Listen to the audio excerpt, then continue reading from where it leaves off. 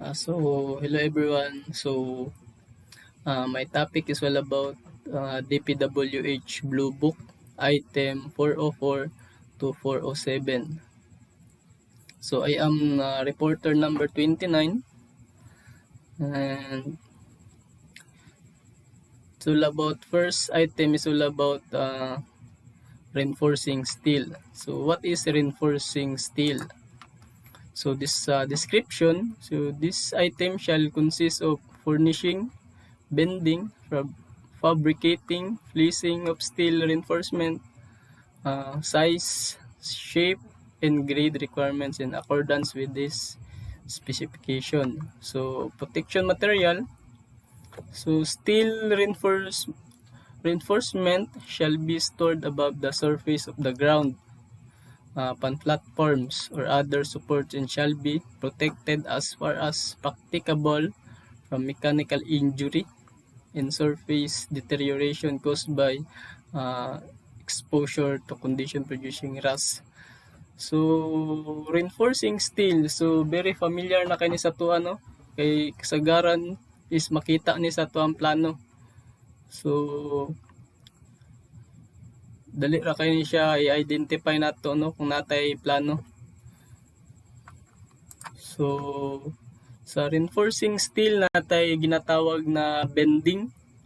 So sa bending, all reinforcing bar requires bending, no? Shall be called bend to the shape shown on the plans or required by the engineer. So sa bending natin ginatawag na mga nominal diameter and pin diameter. So sa nominal diameter, so na siya yung mga size dito sa bakal, no? Natay ginatawag na pinakagamay, which is tong 10 mm na bars for reinforcing steel. Naputay 20 mm. Then ang yang pin diameter is 6D. Then naputay 25 to 28, then 32 pataas na siya. So kani is makita ni sa bakal, kumbaga yung specification ni or yung classification. So sa reinforcing steel natin ginatawag na placing and fastening.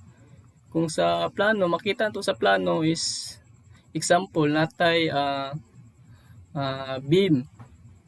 Ang di ba makita sa plano kung sa structural kung natay beam na siya mga spacing. So mo ni ginatawag nila og placing and fastening, no?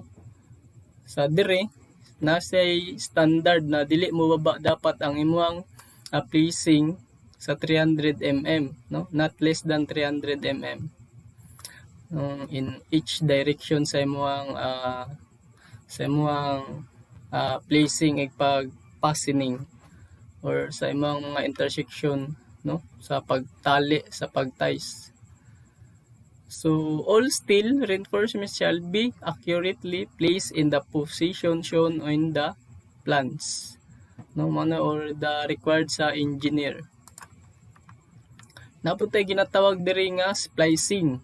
So sa splicing, all reinforcement shall be furnished in the full length indicated on the plans, no?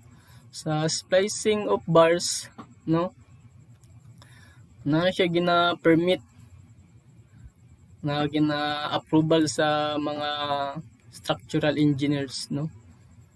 Ang splices shall be staggered as far as possible, na mao niya mga minimum separation, no?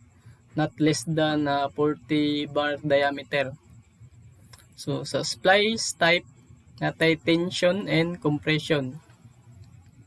Then natay grading, no? Mga grade niya sa grade 40 minimum lap. Naputay grade 60 but not less than. Sa tension natay ginatawag na 24 bar diameter, no, sa grade 40, while sa compression is 20 bar diameter sa grade 40. Kung sa grade 60 punta natay 36 bar diameter at tension.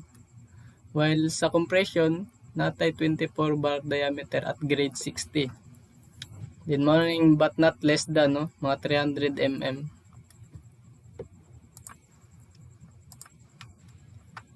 And then in lap splices, the bar shall be placed in contact and wired together, dapat na contact na siya.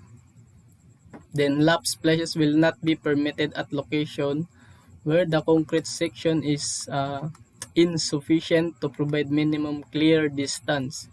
So of 1 1/3 the maximum size of the coarse aggregate between the splice and the nearest adjacent bar. So makita ni sa plano. So kung very familiar na kayo nato ning reinforcing steel. Then another item is 405 sa DPWH Blue Book. Sa 405 is item 405 na siya content dito nga structural concrete. So what is structural concrete? So description, this item shall consist of furnishing, bending, placing and finishing concrete in all structure. Concrete shall consist of mixture of Portland cement, fine aggregate, coarse aggregate, admixture, So sa concrete very familiar. Kay sa atong subject nga construction material is nagakuha naman ta, nagabuhat og concrete using Portland cement, magmasa, fine aggregate, so mao nay concrete. So sa concrete naa siya mga classes and uses of concrete. So sa class A natay ginatawag sa class A nga all superstructures and heavily reinforced structure. So unsay mga example ng mga superstructure? So example, slab, di ba? Slab is one of the example of superstructure or kanang heavily reinforced structure or substructure. Columns, mga beams, mo na mga example sa super structure and heavily reinforced substructure, nabilong na siya sa class A. While sa class B natay ginatawag dito nga footing, pedestals, sa pay makita sa plano mga bilong sa class B. Gravity walls, utong sa mga dam. Then mga to siya, massive pier shafts. Then sa class C natay mga thin reinforced section. Sample ani is mga railings, katong mga precast nga RC, piles, to siya, steel grade floors. Then sa class P, mao na yung ginatawag na pre-stressed concrete structures and members. Katuning mga ng concrete na ginabutangan siya og kanang reinforcing, mao na siya mga pre-stress na yung mga murag ginatali pag yun, to prevent mag-shear siya, mag-prevent yung cracking sa concrete. Muna yung ginatawag na pre-stress concrete. So the last is yung seal, Sa seal is yung concrete deposited in water. Then sampling and testing of structural concrete. As work progress, at least one sample consisting of 3 concrete cylinder test specimen, tong 150 by 300 mm. Itong sa atong sa atong subject nga construction material, no, atong natay ginatawag na cylinder test, no, ginatest na to ang concrete at least 3 sample, no, muna siya. Bantay mo ning sa may mga nay mag-construct, kabantay mo nang sa gawas is na sila ginakuhaan nilag sample ang concrete. Kanang slump test, may tawag na slump test, no, para ma-identify ang capacity sa concrete kung masulod ba siya sa minimum strength sa concrete or minimum compressive strength niya. So ginatest po ang strength, no, sa concrete, no, na siya mga example is matest nimo ang concrete using curing, no, mao nang ginababad og natay testing ani na ginababad siya og tubig, no, and curing, flexural test specimen, no, mao nitong slump test, no, flexural compressive strength of molded concrete cylinder, mao nang tawag itong slump test sa concrete. So natay mga proportioning and strength of structural concrete. So as you can see, very familiar na kayo nino, kay naman ni sa tuang construction materials, then naapon ni sa tuang soil mechanics, yung proportioning sa concrete. So the concrete material shall be proportioned in accordance with the requirements of each class of concrete, no, as specified kani nga table. So naman tay class of concrete ani. Actually ang concrete is na siya mga classes, no, either class A, class B, class C. Mato kaganina itong mga classes and uses. Class B yung seal, then mo na yung mga minimum cement content, no, natay 9 bags equivalent to 360 kg sa class A. Mao ni sa class B, no, mao ni yang mga proportioning or yang ratio, no, maximum water, no, cement ratio. Natay consistency range in slump, then designated size of coarse aggregates, no, mao ni siya yang table. Actually is makita ni sa sa libro ni Pardo kani nga table yung proportioning sa concrete. So the next item, which is item 406, mao ning ginatawag nato nga pre-stress concrete, no, pre-stress concrete. So sa pre-stress concrete, so ang sa description, so this item shall consist of pre-stress concrete structure and the pre-stress concrete portion of composite structure, so constructed in reasonably close conformity with the lines, grade, dimension shown in the plan. So what is pre-stress concrete? So pre-stress concrete, so mo ni siya itong mga structural materials that allows for predetermined, no, in engineering stress to counter mo itong gingon o ganin na to counter the act sa stress, no, anang mag-cause good o buckling. Maong kasagaran na ginatawag og pre-stress para ma-prevent pod ang buckling sa concrete. Kay very prone kayo ang concrete into buckling or mag-shear siya. Kay ang concrete is very weak in tension. While sa compression, kusgan siya. Mao nang ginabutangan nato siya og reinforcing steel para balance, no? Para kung mo action, kung ang imong load sa imong concrete is medyo bugat na siya, medyo ma-prevent niyang yang buckling, mo na ginatawag og pre-stress concrete, no, kanang mag-add pata og steel or kanang itawagan na nanay siya gilang nanay siya picture. So So sa pre-stressing steel, all pre-stressing steel shall be protected against physical damage and rust or other result of corrosion of all times from manufacture to grouting. So pre-stressing steel that has sustained physical damage at any time shall be rejected. So gina-reject yun na siya. So napo tayo ginatawag na post-tensioning.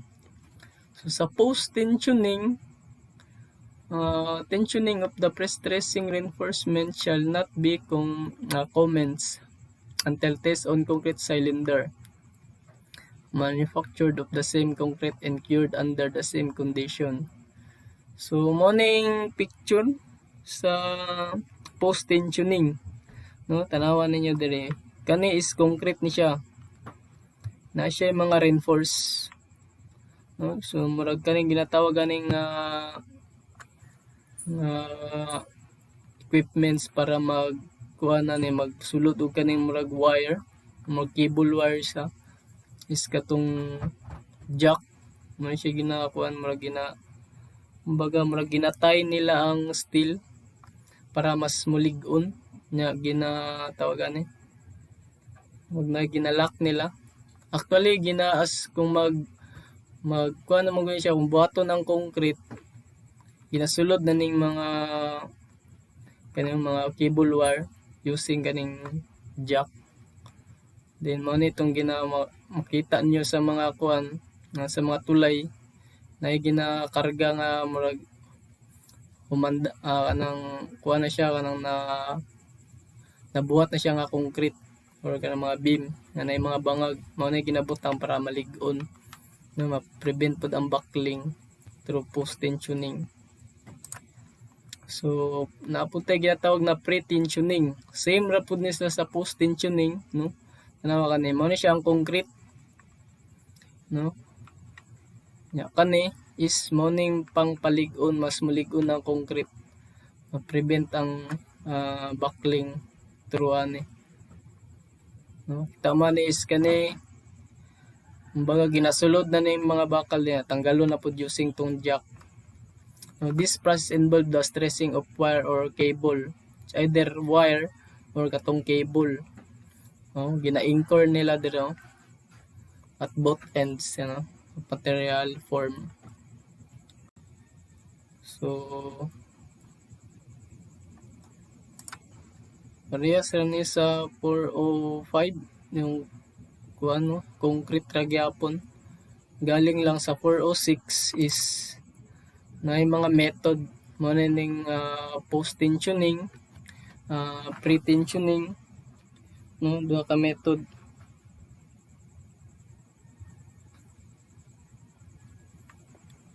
So ang next is item 407, ang concrete structure, no. So what is concrete structure? So sa description sa item 407, this item shall consist of the general description of materials, equipments, workmanship, and construction requirements of concrete structures, and the concrete proportion of composite structure, no? So design, dimension, details. So makita ni sa plano, sagara na ni. Ini makasabtan naman din nato ni. So the class of concrete to be used in the structure or part of the structure shall be specified in item 405. So mo to sa 405 discuss na dito. Concrete gyapon. So sa mga material sa concrete, so natay reinforcing steel, structural steel, pintura, waterproofing and dampproofing, or mga concrete or concrete ingredients. And then napuntay tawagan proportioning and strength of structural concrete. So nani sa item 405, no, katong mga proportioning table. So sa concrete nana dito. mga klase sa concrete. So sampling and testing. So sa concrete natay ginatawag na testing, no. So naagya po ni siya sa item 405, no, katong example sa tong testing, no, sampling or katong kwan dati ginabutang to curing, gina-curing na to ang concrete, nababad sa tubig or ginakuha na to ang sample using slump test, no, para i-test na to ang iyang strength either sa compressive or katong flexural. Then natay construction na requirements. Sample natay sa handling and placing of concrete. So concrete shall not be placed until forms and reinforcing steel have been checked and approved by engineer. So sa handling, sample na to tong pag mga specification sa concrete. Then ang importante po is yung form, no? Importante kayong form po sa concrete. Example, natay magbuhos ta og column. So sa buhos, bago ka mo buhos, di ba naman tay form na ginabuhat. So discuss po nato na diri mga standard sa form kung pilay kuan. So if plain concrete is required in the plan or as directed by engineer prior to placing of reinforcing steel bar. So the plain concrete should have a minimum compressive strength of 13.8 MPa or 2000 psi. So concrete shall be placed so as to avoid segregation of materials and the displacement of reinforcement. So the use of long through chutes and pipes for conveying concrete to be formed shall be permitted only on written authorization of the engineer. So morning placing concrete in water, no. So concrete shall not be placed in water except with approval of the engineer and under his immediate supervision. In this case, this method of placing shall be not specified. So concrete deposited in water shall be class A. Mo nitong higher nga class, no, sa specification sa klase sa concrete, no, katong sa 400 kg per cubic meter of concrete. So mo ning ginakuhaan po nato at kaning class A is mo ning, no, ginababad or slump test mo ang kuan. So kani nga method is very familiar po ni sa to, ano, sa namo subject sa construction material, kumbaga na perform na nato ni nya makita po nato ni sa mga construction site kaning method, kaning slump test na sa construction site labong na sa concrete. Kung importante maguna siya kung i-test nimo kay di man good tanan kuan nga pasar jud ang imuang concrete, either bagsak siya, no, kinahanglan na jud siya i-testing bago ipadayon tong mga presa na magbuhos na butang na sa slab at either sa column beam sa ba, nanglan yun na siya ay sample. Kaya ako nakita ko ani diri sa may Akasya. So na sila mga slump sample, no, sa concrete. So very important yun ang slump test para makuha yun ang iyang strength sa concrete. So compaction of concrete during and immediately after placing shall be through compacted. So the concrete in walls, beam, column shall be placed in horizontal layers not more than 30 cm thick except as hereafter and provided. So the compaction shall be done by mechanical vibration. The concrete shall be vibrated internally and special authorization of other methods. So mo ning mga method na yung mga itong gina-vibrate para i-test pod nimo ang iyang kalig-on sa concrete, yung compressive strength. Isa po ni sa na method. So napod tay nga tawag na curing, no? Curing of concrete. So sa curing mo ni itong ginababad nato ang concrete, no? Itong sample. It's either pila to ka days, 7 days, no? So pares po na sa road, kung mag-construct tag road, na po na siya ikuan, mag-cure po na, no? It's either 21 days sa road. No, bantay mo sa road na dili pa paagyan. It's either 7 days or 21 days or 28 days. Nya ginayab-an pa yung tubig. So sa curing of concrete, so mo na yung ginatawag nila nga water method, no? So sa water method, ang concrete shall be kept continuously wet, no? Basa by the application of water for a minimum period of 7 days after concrete has been placed. So kani makita po nato ni sa road construction. So sa tuwa pong subject nga construction materials, so napo to ginatawag natong curing, no? Kung ginababad sa tubig. So very familiar kayo ni. So napo tay another method is katong curing cast in situ concrete. So all newly placed concrete for cast in situ structures other than highway, bridge deck shall be cured by water method. So parehas ra gyapon sila sa water method. So kani forms in place method, forms surfaces of concrete may be cured by retaining the form in place. So the form shall remain in place for a minimum period of 7 days after the concrete has been placed, except that the members over 50 cm in least dimension. So the form shall remain in place for minimum period of 5 days. So wooden form shall be kept wet. So water method gapon lang gamit. So mao na ang mga method sa curing sa concrete.